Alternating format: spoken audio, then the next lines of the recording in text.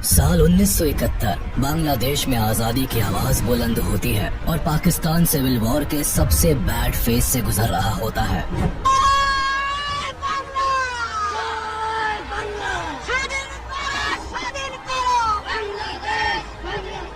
Pakistani army और Bangladeshi revolutionaries के बीच एक तरफ बड़ा घमासान जारी रहता है, वहीं दूसरी तरफ बांग्लादेश खुद को एक अलग देश घोषित कर चुका होता है। इसी बीच 3 दिसंबर 1971 को भारत के खिलाफ पाकिस्तान ऑपरेशन चंगेज खान लॉन्च कर देता है।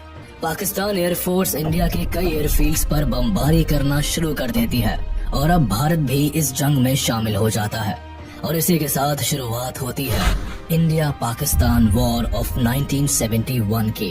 लेकिन भारत और पाकिस्तान के बीच ये वॉर होती ही क्यों है?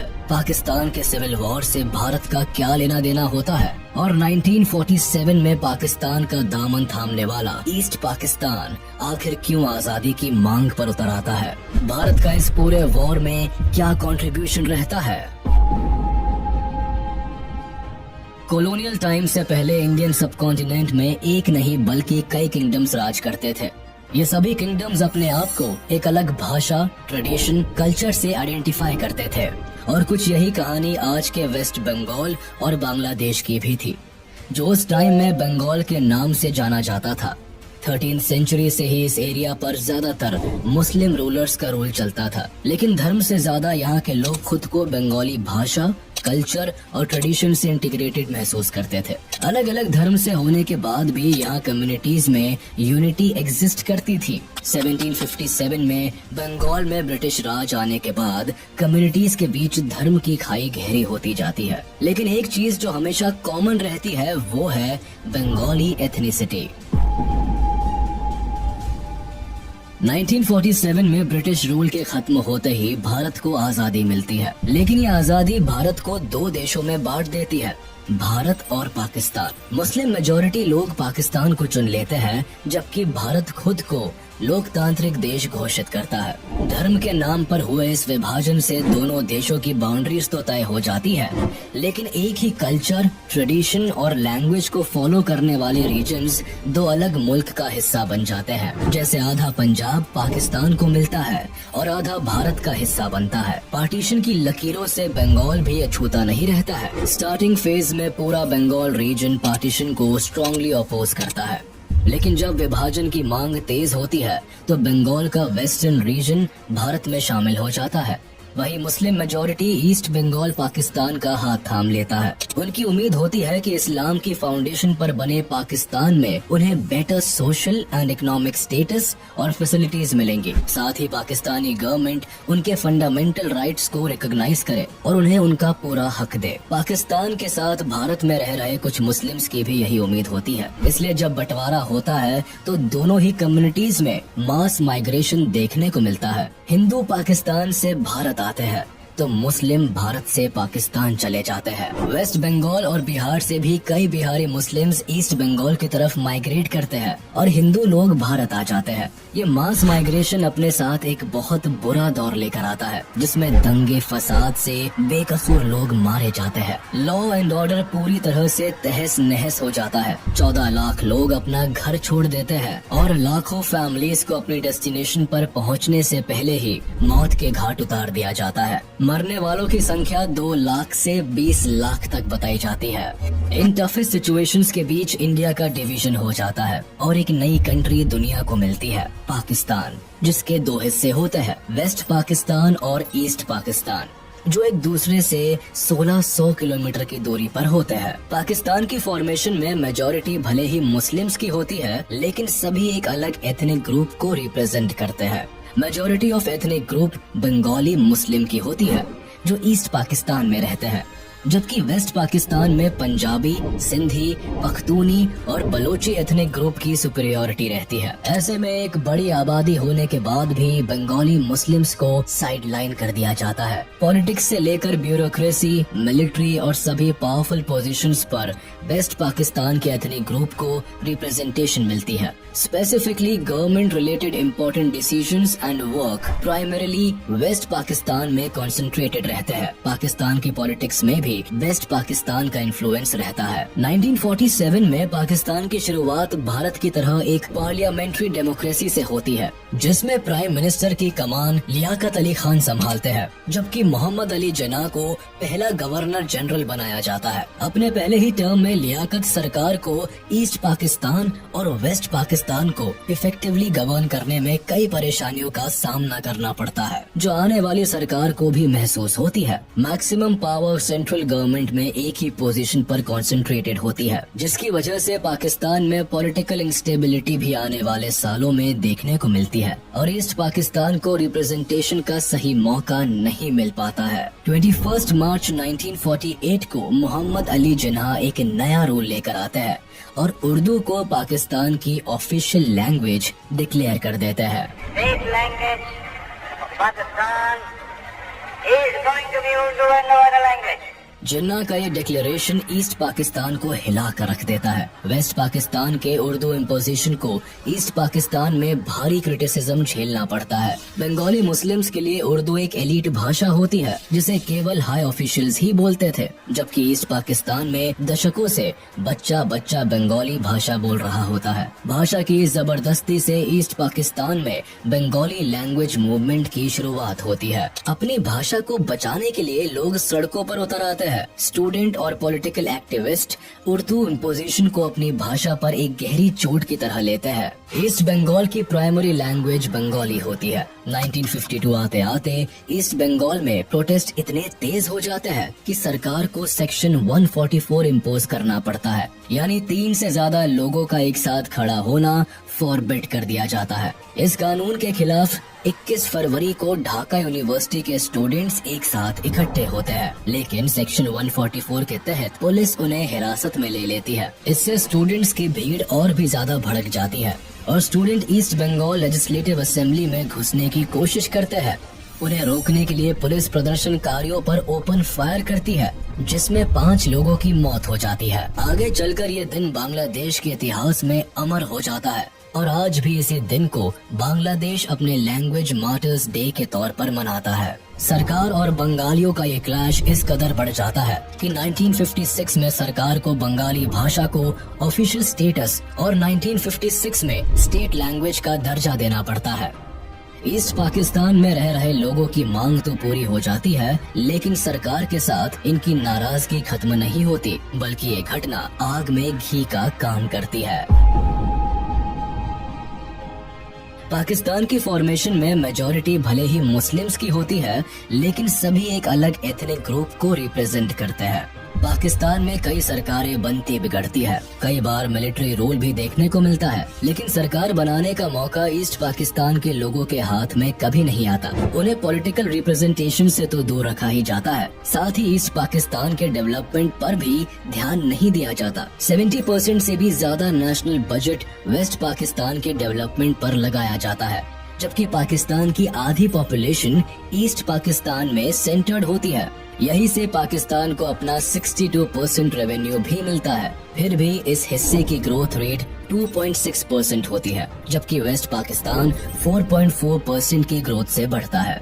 एक ही देश के दोनों हिस्सों में इस हद तक इकोनॉमिक डिस्क्रिमिनेशन होने से गवर्नमेंट और बंगाली लोगों के बीच की खाई गहरी होती चली जाती है। 1966 में मामला तब ज्यादा बिगड़ जाता है जब ईस्ट पाकिस्तान की अवामी लीग पार्टी सेंट्रल गवर्नमेंट के सामने इकोनॉमिक डेवलपमेंट को लेकर 6 पॉइंट की डिमांड उठाती है। पार्टी के लीडर शेख मुजीबुर रहमान इन डिमांड्स को पेश करते हैं, जिसमें साफ कहा जाता है कि ईस्ट पाकिस्तान को एक ग्रेटर ऑटोनॉमी बना दिया जाए। इसके रिसोर्सेज को यूज करने की पावर ईस्ट पाकिस्तान की सरकार के हाथ में दी जाए, यहाँ तक कि ईस्ट पाकिस्तान की अपनी एक अलग करेंसी हो, साथ ही वहाँ एक अलग रिजर्व बैंक स्टैब्लिश किया जाए। इसके अलावा ईस्ट पाकिस्तान को फॉरेन रिजर्व रखने की पावर भी दी जाए और इनके पास अपनी एक अलग डिफेंस फोर्स हो। अवामी लीग की डिमांड सत्ता में बैठी सरकार की जड़ें हिला देती है। इन पॉइंट से जाहिर होता है कि ईस्ट पाकिस्तान को इंडिपेंडेंट कंट्री बनाने की कोशिश की जा रही है। सरकार इन सभी पॉइंट्स को रिजेक्ट कर देती है और इन डिमांड्स को देश के खिलाफ बताती है। अवामी लीग भी इस फैसले से चुप नहीं बैठती और कंटिन्यूअस इस पर काम करती है। इसीलिए 1968 में सरकार अवामी लीग के लीडर शेख मुजीबुर रहमान और कई ऑफिशियल्स को देश के खिलाफ कॉन्स्पिरेसी रचने के इल्जाम में अरेस्ट कर लेती है। उस वक्त पाकिस्तान में जनरल अयूब खान की सरकार होती है और वो इल्जाम लगाते हैं कि अवामी लीग अगरतला में भारत सरकार के साथ मिलकर एक आजाद देश बनाने की साजिश कर रही है। लेकिन उनके ये सभी चार्जेस ईस्ट पाकिस्तान में काम नहीं करते, क्योंकि तब तक शेख मुजीबुर अवाम के बीच एक पॉपुलर लीडर बन चुके होते हैं। ये बंगाली अवाम के लिए उनकी आवाज बन चुके होते हैं। लोग अपने सुनहरे भविष्य की उम्मीद अवामी लीग से लगाकर रखते हैं। इसीलिए जब शेख मुजीबुर के अरेस्ट की खबर ईस्ट पाकिस्तान की जनता को मिलती है तो लोग सड़कों पर उतर आते हैं, जगह जगह प्रोटेस्ट होने लगते हैं। लोगों में इस कदर गुस्सा भरा होता है कि सरकार को मजबूरन घुटने टेकने पड़ते हैं। 22 फेब 1969 को शेख मुजीबुर को रिहा कर दिया जाता है। लेकिन ईस्ट पाकिस्तान में प्रोटेस्ट इस कदर बढ़ जाते हैं कि जनरल अयूब खान को रिजाइन करना पड़ता है। इसके बाद प्रेसिडेंट का पद संभालते हैं जनरल याह्या खान, जो 1970 में पाकिस्तान में पहली बार जनरल इलेक्शन कराते हैं। Elections will take place. I have left this decision to the Chief Election Commissioner. Pakistani government इस गुमान में होती है कि majority of seats West Pakistan की पॉलिटिकल पार्टीज के हाथ आएगी। लेकिन जब रिजल्ट आता है तो पाकिस्तानी सरकार की नींव हिल जाती है। अवामी लीग को जनरल इलेक्शंस में भारी मतों से जीत मिलती है। 313 में से 167 सीट्स अवामी लीग को मिलती है। लेकिन वो ये सभी सीट्स ईस्ट पाकिस्तान में हासिल करते हैं, जबकि वेस्ट पाकिस्तान में एक भी सीट पर अवामी लीग की जीत नहीं होती। कुछ यही हाल वेस्ट पाकिस्तान की पाकिस्तान पीपल पार्टी का भी होता है, जिसे वेस्ट पाकिस्तान में 86 सीट्स मिलती है और ईस्ट पाकिस्तान में 0। अवामी लीग को पाकिस्तान में सरकार बनाने का अधिकार तो मिल जाता है, लेकिन ये वेस्ट पाकिस्तान की पॉलिटिकल पार्टीज को जरा भी रास नहीं आता। इसीलिए याह्या खान और PPP leader Zulfikar Ali Bhutto military officials के साथ मिलकर नेशनल असेंबली को कैंसिल करने का प्लान बनाते हैं। 1 मार्च 1971 को प्लान के according Yahya Khan national assembly को कैंसिल कर देते हैं। ईस्ट पाकिस्तान की आवाम इस नाइंसाफी के खिलाफ आवाज उठाने से पीछे नहीं रहती। डेमोक्रेसी का ऐसा मजाक बनता देख लोग प्रोटेस्ट कर देते हैं। पहली बार ईस्ट पाकिस्तान में आजादी के नारे लगते हैं। सभी लोग साथ मिलकर एक नए देश की मांग करते हैं और बांग्लादेश नाम दुनिया के सामने आता है। अवामी लीग पार्टी भी अपनी आवाज बुलंद करती है और शेख मुजीबुर जनता के सपोर्ट में उतर आते हैं।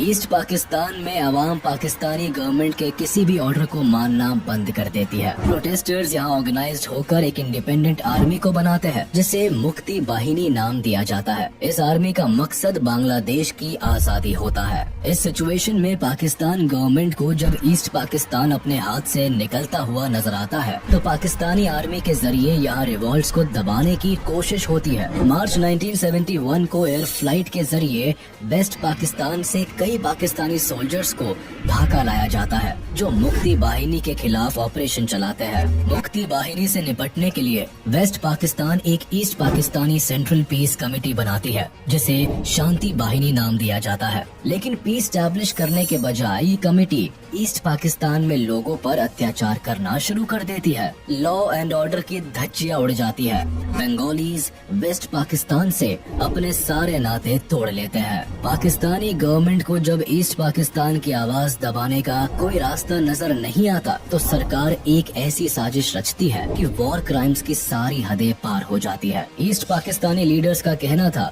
कि वेस्ट पाकिस्तान उनके 6 पॉइंट मूवमेंट को मान ले, जिसके बाद वो सब हार्मनी के साथ रह सकते हैं। लेकिन पाकिस्तानी आर्मी को ये बात मंजूर नहीं होती। 25 मार्च 1971 को पाकिस्तानी आर्मी ईस्ट पाकिस्तान में एक खतरनाक जेनोसाइड प्लान करती है, जिसे ऑपरेशन सर्च लाइट नाम दिया जाता है। इसका मकसद बांग्लादेश की आजादी की मांग करने वाले सभी रेवोल्यूशनरीज को टारगेट करना होता है। साथ ही उन लोगों को भी मौत के घाट उतारना होता है जो अलग देश की मांग कर रहे होते हैं। कहने को तो ये पाकिस्तानी आर्मी का एक अभियान होता है, लेकिन सही मायनों में ये एक वॉर क्राइम का एक्ट साबित होता है, जिसका मकसद ईस्ट पाकिस्तान में जेनोसाइड और पब्लिक मैसेकर को अंजाम देना होता है। 25 मार्च बांग्लादेश के लोगों के लिए सबसे काली रात साबित होती है। Troops from West Pakistan, Punjabis, savagely terrorized the Bengali population of East Pakistan.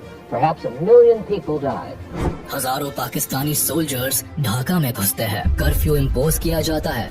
Telephone या रेडार सब बंद कर दिए जाते हैं। सभी फॉरेन जर्नलिस्ट को पहले ही डिपोर्ट कर दिया जाता है। पूरे शहर को सील करके सबसे पहले शेख मुजीबुर को अरेस्ट किया जाता है। ऑपरेशन सर्च लाइट में पाकिस्तानी सेना ने लगभग 10 लाख से ज्यादा बांग्ला बोलने वाले ईस्टर्न पाकिस्तानियों को मौत के घाट उतार दिया। इस मैसेकर में ज्यादातर नेता, क्रांतिकारी, बंगाली, अवामी पार्टी के मेंबर्स और आम जनता को बुरी तरह से टारगेट किया गया। इस भयंकर मैसेकर के बाद लाखों लोग भागकर भारत में शरण लेने आ जाते हैं। 25 मार्च की रात शुरू हुआ ये वॉर क्राइम लगभग अगले 8 महीनों तक चला, जिसमें 30 लाख से ज्यादा लोग पाकिस्तानी आर्मी के अत्याचार से मारे गए। हजारों को यही बुरी तरह से घायल कर दिया गया। यहाँ सबसे दिल दहला देने वाली बात ये हुई कि पाकिस्तानी आर्मी ने ईस्ट पाकिस्तान में लगभग 4 लाख लड़कियों और औरतों के साथ सामूहिक बलात्कार किया और उनका रेप करके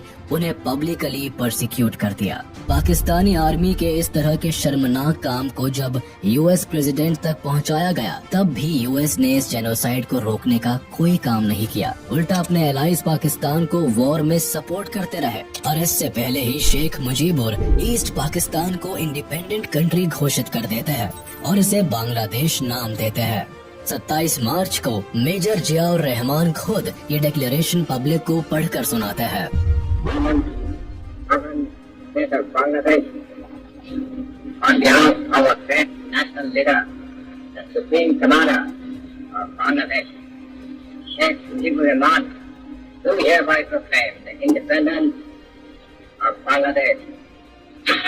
बांग्लादेश को आजाद देश घोषित कर दिया जाता है, लेकिन ये आजादी इतनी भी आसान नहीं होती। मेजर शहरों को अपने कंट्रोल में लेने के लिए एक ही रात में 7,000 इनोसेंट बंगाली लोगों को मौत के घाट उतार दिया जाता है। इस मैसेकर में एक ही हफ्ते के अंदर 3 लाख से भी ज्यादा बंगाली लोगों का कत्लेआम कर दिया जाता है। लाखों औरतों का रेप किया जाता है। पाकिस्तानी आर्मी अपने ही देश के लोगों को इस कदर टॉर्चर करती है कि डर कर 10 मिलियन से भी ज्यादा लोग बांग्लादेश छोड़कर भारत में घुस आते हैं। कुछ ही दिनों में लोग अपना घर परिवार सब कुछ खो बैठते हैं। भारत पहले से बांग्लादेश की सिचुएशन पर नजर रख रहा होता है, लेकिन जब लाखों की संख्या में रेफ्यूजीज धीरे धीरे भारत की तरफ आते हैं, तो भारत की मुश्किलें भी बढ़ जाती है। भारत भी इस कॉन्फ्लिक्ट का हिस्सा बन जाता है। इसीलिए भारत सरकार अवामी पार्टी के कई लीडर्स को अपने देश में शरण देती है।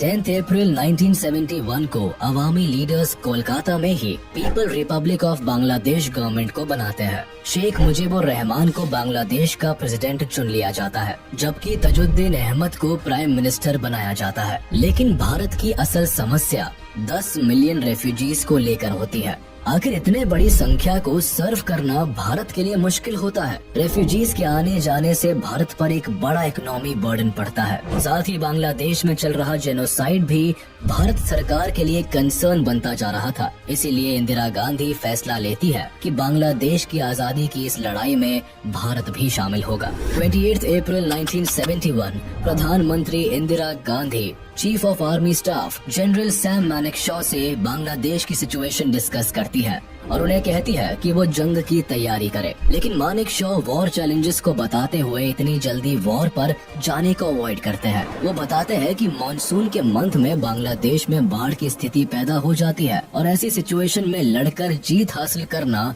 मुश्किल हो सकता है। इसीलिए वॉर का राइट टाइम नवंबर दिसंबर की विंटर्स रखा जाता है। प्रधानमंत्री जनरल्स को पूरी आजादी देती है कि वो जब चाहे तब ऑपरेशन स्टार्ट कर सकते हैं। हम हर तरह से मुक्ति वाहिनी की सहायता करेंगे, बांग्लादेश के लोगों की मदद करेंगे। इंडियन आर्मी अपने काम की शुरुआत मुक्ति बाहिनी को ट्रेनिंग देने से शुरू करती है। सैम मानेकशॉ की लीडरशिप में इंडियन आर्मी मुक्ति बाहिनी को गुरिल्ला वॉरफेयर के लिए ट्रेन करती है। उन्हें हर एक टैक्टिक और स्ट्रेटेजी सिखाई जाती है जिससे वो पाकिस्तानी आर्मी पर भारी पड़ सके। साथ ही भारत की तरफ से वेपन्स की सप्लाई भी मुक्ति बाहिनी को दी जाती है। भारत अब तक इनडायरेक्टली ही इस युद्ध का हिस्सा होता है। रियलिटी में पाकिस्तान और भारत के बीच अब तक कोई क्लैश नहीं होता। 3 दिसंबर 1971 को सिचुएशन तब बदल जाती है जब पाकिस्तान ऑपरेशन चंगेज खान को लॉन्च कर देता है और ये उसकी सबसे बड़ी भूल साबित होती है। वो भारत के 11 एयरफील्ड्स को निशाना बनाता है। अमृतसर, आगरा, पठानकोट, जोधपुर, श्रीनगर, अंबाला जैसे 11 एयरफील्ड्स को टारगेट किया जाता है। रेडार स्टेशन को डिस्ट्रॉय करने की कोशिश की जाती है। पाकिस्तान की तरफ से जंग का बिगुल बज चुका होता है और उसी शाम इंदिरा गांधी भी रेडियो मैसेज देकर जनता को इसकी जानकारी देती है। कुछ ही घंटे पहले करीब 5:30 बजे शाम के 3 दिसंबर पाकिस्तान ने हमारे ऊपर एक हमला किया।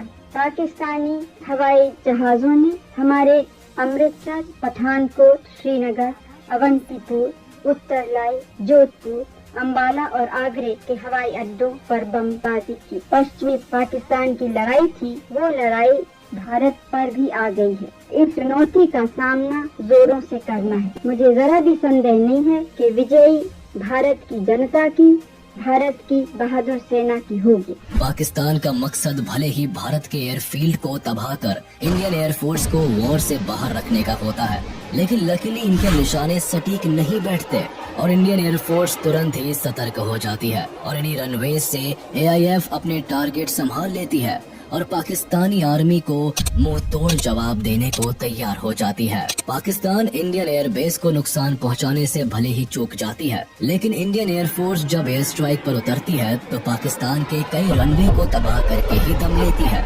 मुरिद, मियानवाली, सरगोधा, चांडलर, रिसलवाला वेस्ट पाकिस्तान के कुछ जरूरी एयर बेसेस होते हैं जिन्हें इंडियन एयरफोर्स बुरी तरह डैमेज कर देती है। वेस्ट पाकिस्तान के रनवेज की हालत इतनी खराब हो जाती है कि कई दिनों तक वह वॉर के लिए कुछ एयर बेसिस को यूज नहीं कर पाते। कुछ यही हाल इंडियन आर्मी ईस्ट पाकिस्तान के एयर बेसिस का भी करती है, जहां 2 दिन के अंदर ही चिट्टागोंग, जसोर और कुर्मितोला एयर बेसिस को तबाह कर देती है। 4 दिसंबर को इंडियन नेवी भी पाकिस्तानी नेवल आर्मी को मुंह तोड़ जवाब देने से बाज नहीं आती। इंडियन नेवी को जानकारी होती है कि कराची पोर्ट पाकिस्तान नेवी का सबसे बड़ा हेडक्वार्टर होता है। ये पोर्ट पाकिस्तान के मैरीटाइम ट्रेड के लिए भी सबसे इम्पोर्टेंट है। इसे नुकसान हुआ तो पाकिस्तान की इकोनॉमी क्रैश कर सकती है।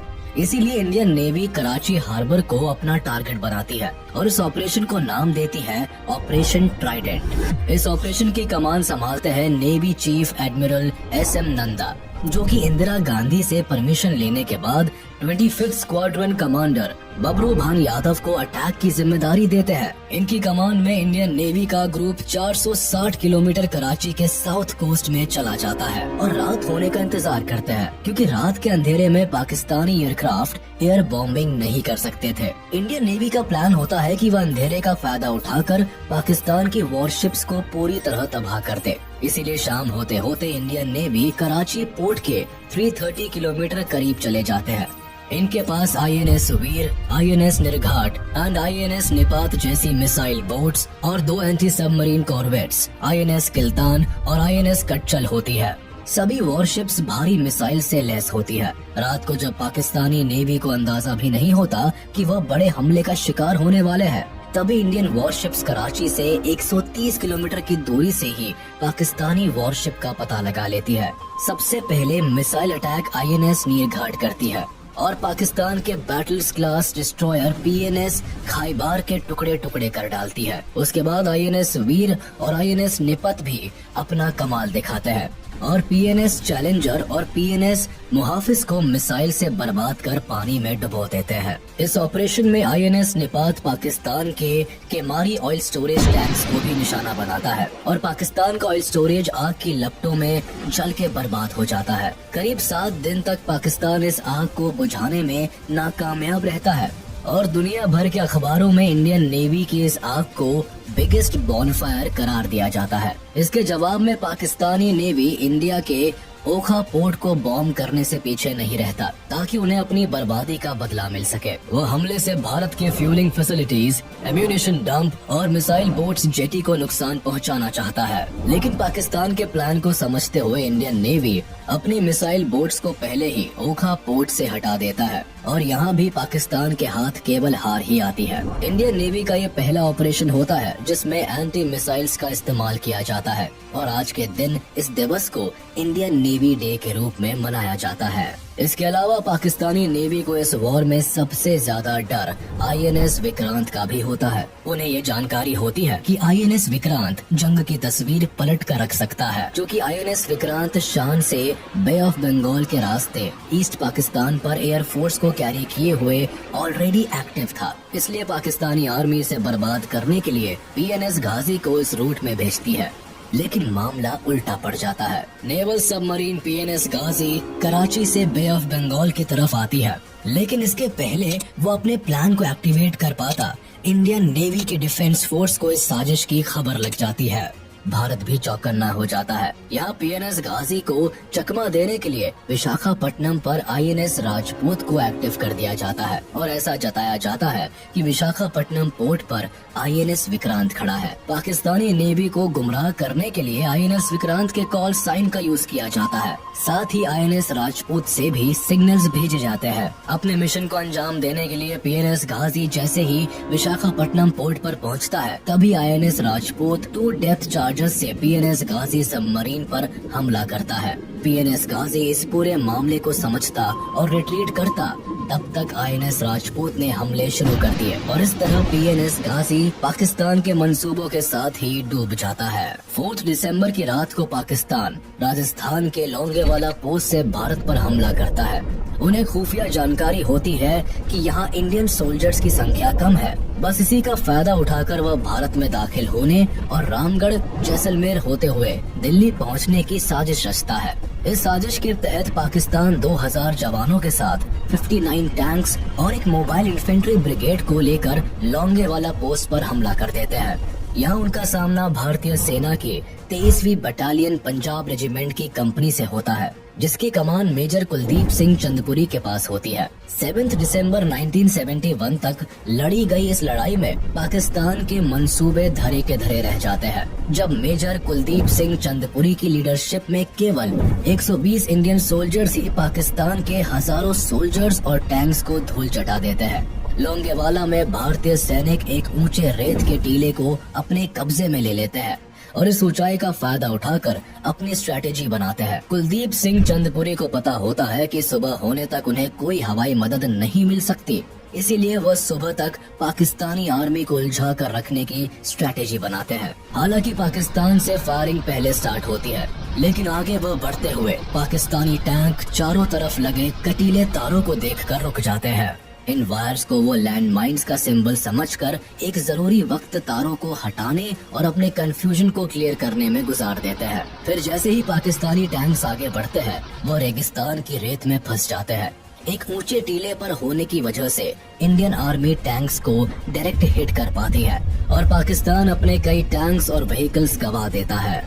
जब तक पाकिस्तान भारत की चाल को समझ पाता, तब तक सुबह हो जाती है और सूरज की पहली किरण के साथ ही इंडियन एयरफोर्स का सपोर्ट सोल्जर्स को मिलता है। इंडियन एयरफोर्स के HAL HF-24 Marut fighters and Hawker Hunter aircraft इस लड़ाई में पाकिस्तान के हमलों का मुंह तोड़ जवाब देते हैं और लोंगेवाला में जीत का बिगुल बजा देते हैं।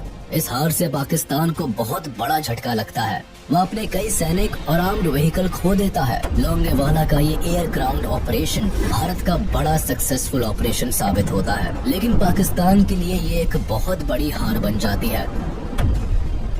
1971 के इस वॉर में भारत ने पाकिस्तान से लगभग 3600 स्क्वायर किलोमीटर का हिस्सा छीन लिया। पाकिस्तान से निपटने के लिए भारत की मिलिट्री पावर और स्ट्रेटेजी पाकिस्तान से कहीं ज्यादा बेहतर होती है। भारत के जनरल वेस्ट पाकिस्तान में एक डिफेंसिव वॉर स्ट्रेटेजी का इस्तेमाल करते हैं, यानी वेस्ट हिस्से में अटैक के बजाय मिलिट्री डिफेंस पर वर्क करती है, जबकि ईस्ट पाकिस्तान में Indian military aggressively attack strategy का इस्तेमाल करती है। सोल्जर्स को लड़ने के लिए फील्ड पर भेजा जाता है और इंडियन आर्मी पाकिस्तानी सोल्जर्स पर भारी पड़ती है। इंडियन डिफेंस की नेवी, एयर और मिलिट्री का कोऑर्डिनेटेड अटैक पाकिस्तान के होश उड़ा देता है। ऑपरेशन ट्राइडेंट में मिली अपार सफलता के बाद एक तरफ जहां कराची पोर्ट पर सिक्योरिटी बढ़ा दी जाती है, वहीं पाकिस्तान को समंदर में इंडियन शिप्स की एक बड़ी प्रेजेंस की खबर लग जाती है। उन्हें लगता है कि भारत फिर एक बड़े हमले की तैयारी कर रहा है, इसीलिए पाकिस्तानी वॉरशिप्स मर्चेंट शिपिंग के साथ मिलकर इंडियन नेवी को मात देने का प्लान बनाते हैं। अब इसी प्लान को फेल करने के लिए इंडियन नेवी एक फॉलो अप प्लान बनाती है, जिसका कोड नेम ऑपरेशन पाइथन दिया जाता है। 8 दिसंबर को पाकिस्तान के चालों को नाकाम करने के लिए भारत की मिसाइल बोट्स INS विनाश, INS तलवार और INS त्रिशूल को कराची के साउथ में मनोरा पेनिनसुला की तरफ भेजा जाता है। इस दौरान ये मिसाइल बोट्स न केवल पाकिस्तानी पेट्रोल वेसल को टारगेट करते हैं, बल्कि 11 बजे के करीब INS विनाश अपनी 4 मिसाइल से केमारी ऑयल फार्म को टारगेट करता है।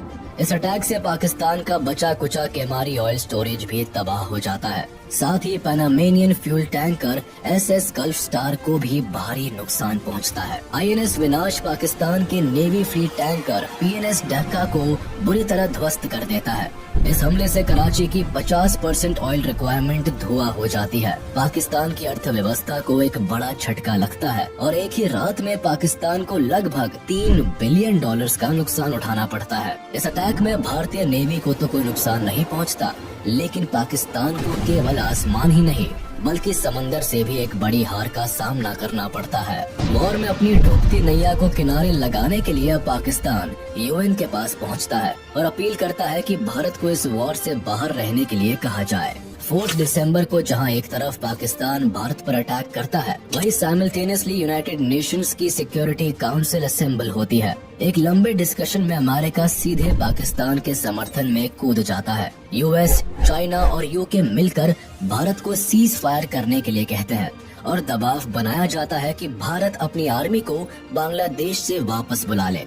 लेकिन यहाँ भारत के समर्थन में सोवियत यूनियन आगे आता है और 2 बार इस रेजोल्यूशन को वीटो कर देता है। इसकी वजह 9 अगस्त 1971 में भारत और सोवियत यूनियन के बीच साइन हुई पीस एंड फ्रेंडशिप ट्रीटी भी होती है, जो भारत और सोवियत यूनियन के बीच दोस्ती की नींव रखती है। और इस दोस्ती को गहरा होने का मौका तब मिलता है जब बांग्लादेश लिबरेशन वॉर में सोवियत यूनियन न केवल पॉलिटिकली बल्कि मिलिट्री पावर से भी भारत की मदद करता है। इंडिया ने बांग्लादेश को एक इंडिपेंडेंट कंट्री मान लिया।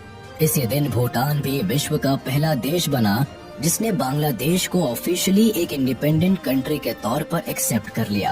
8 दिसंबर 1971 को जब अमेरिका की इंटेलिजेंस को ये रिपोर्ट मिलती है कि भारत ईस्ट पाकिस्तान में एक ऑफेंसिव अटैक प्लान कर रहा है, तब US पाकिस्तान के समर्थन में अपनी 7th fleet task force Bay of Bengal की तरफ भेज देता है। US का ये 7वां बेड़ा दुनिया का सबसे बड़ा एयरक्राफ्ट कैरियर होता है, जिसका वजन 75,000 टन के करीब होता है। करीब 70 फाइटर एयरक्राफ्ट को कैरी करने वाला ये शिप न्यूक्लियर पावर्ड से लेस होता है।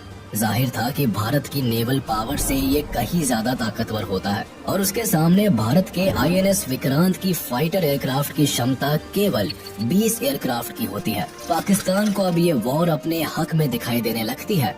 उसे लगता है कि अमेरिका के समर्थन से उसकी जीत पक्की है। वहीं भारत पर प्रेशर होता है कि अमेरिका की नेवल शिप से उलझने के बजाय पीछे हट जाए।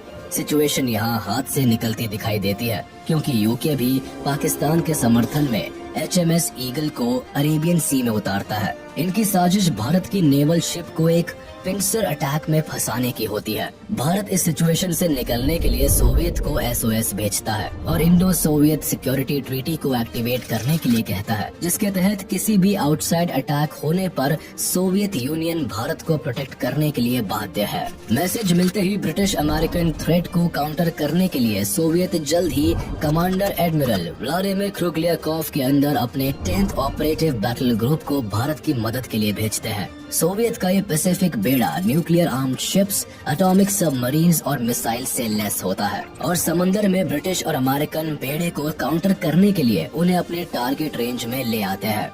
जिससे पहले UK और अमेरिका बे ऑफ बंगाल में एंटर कर पाए, उससे पहले ही रशियन शिप्स ब्रिटेन और अमेरिकन शिप्स को अपनी मौजूदगी का एहसास करा देती है। इसीलिए ब्रिटिश शिप्स मेडागास्कर की तरफ निकल जाती है, जबकि यूएस नेवी भी अपनी टास्क फोर्स को पीछे ले लेती है। सोवियत का साथ मिलते ही भारत की एयर, नेवी और लैंड मिलिट्री डिफेंस एक साथ मिलकर पाकिस्तानी आर्मी को घुटने टेकने पर मजबूर कर देती है।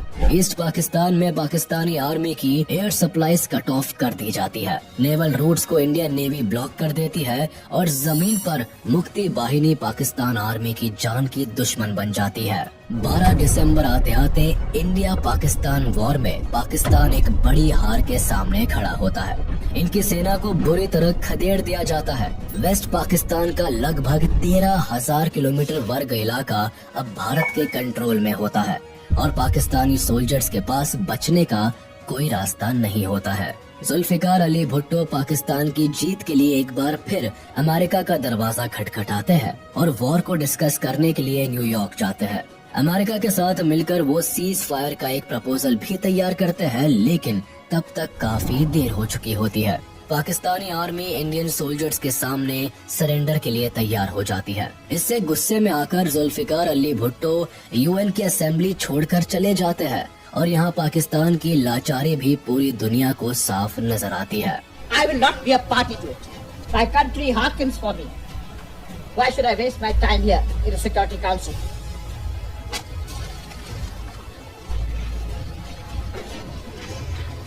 Major General JFR Jacob Lieutenant General AAK Niazi के सामने इंस्ट्रूमेंट ऑफ सरेंडर का प्रपोजल रखते हैं, तो लेफ्टिनेंट जनरल AAK नियाजी इसे साइन करने से इनकार कर देते हैं। लेकिन मेजर जनरल जेकब उन्हें ये कहकर 30 मिनट का सोचने का समय देते हैं कि अगर ये इंस्ट्रूमेंट साइन नहीं हुआ तो पाकिस्तानी आर्मी के 1 लाख से भी ज्यादा सोल्जर्स की मौत के जिम्मेदार वो होंगे और मुक्ति बाहिनी को रोकने के लिए भारत आगे नहीं आएगा। 16 दिसंबर 1971 को ढाका में पाकिस्तानी आर्मी के 93,000 सोल्जर्स इंडियन आर्मी के सामने सरेंडर कर देते हैं। सभी अपनी बंदूक इंडियन आर्मी के सामने झुका देते हैं। वर्ल्ड वॉर 2 के बाद ये दुनिया का सबसे बड़ा सरेंडर होता है, जहां लगभग 1 लाख से ज्यादा सोल्जर्स इंडियन आर्मी के सामने सर झुकाए खड़े होते हैं। लेफ्टिनेंट जनरल AAK नियाजी बिना किसी रेजिस्टेंस के इंस्ट्रूमेंट ऑफ सरेंडर को साइन कर देते हैं। उनके चेहरे पर शर्म और लाचारी साफ झलकती दिखाई देती है और वो इस पूरी घटना के दौरान शर्म से अपना चेहरा झुका लेते हैं। पाकिस्तान की वॉर में हार के साथ ही वेस्ट पाकिस्तान में सरकार गिर जाती है। भारत की ये जीत पाकिस्तान के इतिहास में काला धब्बा बन जाती है। इस जीत से जहां भारत की डिफेंस फोर्स अपना लोहा मनवाती है, वहीं बांग्लादेश को उनकी आजादी मिलती है। इंदिरा गांधी बांग्लादेश को इस जीत की बधाई देती है। शेख मुजीबुर रहमान को भी रिहा कर दिया जाता है और वह आजाद बांग्लादेश के पहले प्रेसिडेंट बनते हैं। लेकिन बांग्लादेश को अपनी इस आजादी की एक बहुत बड़ी कीमत चुकानी पड़ती है। कई बच्चे, जवान और इंटेलेक्चुअल्स को आजादी की इस लड़ाई में अपना सब कुछ कुर्बान करना पड़ता है। 1972 में भारत और पाकिस्तान के बीच शिमला एग्रीमेंट साइन किया जाता है, जिसके तहत पाकिस्तान भी बांग्लादेश को एज अ कंट्री रिकॉग्नाइज कर लेता है। इसके बदले भारत पाकिस्तान की 13,000 स्क्वायर किलोमीटर की जमीन जो भारत के कब्जे में होती है, उसे पाकिस्तान को लौटा देता है और 93,000 वॉर प्रिजनर्स को भी लौटा देता है। इसी के साथ भारत जीत का एक नया इतिहास लिखता है। 1974 में UN भी बांग्लादेश को एक इंडिपेंडेंट कंट्री रिकॉग्नाइज कर लेता है। इसी के साथ हम आपसे विदा लेते हैं। उम्मीद है आपको ये वीडियो जरूर पसंद आया होगा। आप इस वीडियो को अपने दोस्तों के साथ शेयर करना बिल्कुल भी ना भूलें। साथ ही चैनल को सब्सक्राइब जरूर कर दें।